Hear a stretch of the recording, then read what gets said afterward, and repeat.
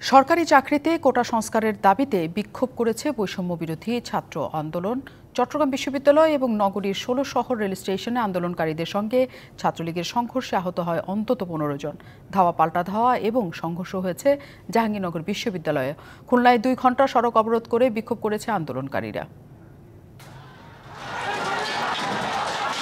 সোমবার বিকেল ৫টার দিকে আন্দোলনকারীদের সাথে ছাত্রলীগের সংঘর্ষে রণক্ষেত্রে পরিণত হয় চট্টগ্রামের ১৬ শহর রেল স্টেশন। প্রায় ৪৫ মিনিট ধরে দুই পক্ষের মধ্যে ধাওয়া পাল্টা ধাওয়া ও সংঘর্ষের ঘটনা ঘটে। এ সময় বেশ কয়েকটি ককটেল বিস্ফোরণ ঘটে। আহত হয় অন্তত ৫ জন। বন্ধ হয়ে যায় যান চলাচল।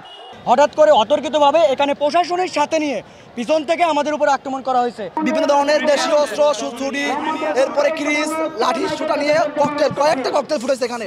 এর আগে চট্টগ্রাম বিশ্ববিদ্যালয় ক্যাম্পাসে ছাত্রলীগের বিরুদ্ধে ২ দফা হামলার অভিযোগ তুলে আন্দোলনকারীরা। আহত হয় অন্তত ১০ জন। বাধা দেয়া হয় শাটল ট্রেন ছাড়তেও। প্রধান সমন্বয়ক খান তালাত মাহমুদ রাফিকে ট্রেন থেকে ধরে নিয়ে কয়েক ঘণ্টা অবরুদ্ধ করে রাখার অভিযোগও রয়েছে। জাহাঙ্গীরনগর বিশ্ববিদ্যালয়েও আন্দোলনকারীদের সাথে ছাত্রলীগের ধাওয়া পাল্টা ধাওয়া হয়েছে। সন্ধ্যায় বিক্ষোভ মিছিল নিয়ে বঙ্গবন্ধু হলের সামনে গেলে বাধা দেয় ছাত্রলীগ। ১.৫ ঘণ্টা ধরে চলা সংঘর্ষে আহত হয় অন্তত ২০ জন। যশোরে সড়ক অবরোধ করে বিক্ষোভ করেছে আন্দোলনকারীরা। নগদের কাছে সব গ্রাহকই প্রিয়, তাই তো সারা দেশে ক্যাশ আউট চার্জ সবচেয়ে কম। শহরের বকুলতলায় যাওয়ার পর ছাত্রলীগ হামলা করে ব্যানার কেড়ে নেয় বলে অভিযোগ তাদের। ছাত্রলীগের নামধারী ১০ থেকে ১৫ জন আমাদের উপর হামলা করে, হেলমেট নিয়ে এবং ছুরি নিয়ে হামলা করে। একজনের গায়ের উপর উঠে এসে পাঞ্জাবির কলার ধরে হঠাৎ করে থাপ্পড় মারে তারে হেলমেট দিয়ে বাড়ি মেরে নিয়ে তারে কোথাও যেন নিয়ে চলে গেছে।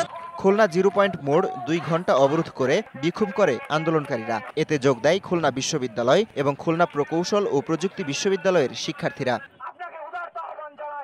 এছাড়া বরিশাল বিশ্ববিদ্যালয়, সিলেটের শাহজালাল বিজ্ঞান ও প্রযুক্তি বিশ্ববিদ্যালয়, রাজশাহী বিশ্ববিদ্যালয় এবং রাজশাহী প্রকৌশল ও প্রযুক্তি বিশ্ববিদ্যালয়ে বিক্ষোভ হয়েছে।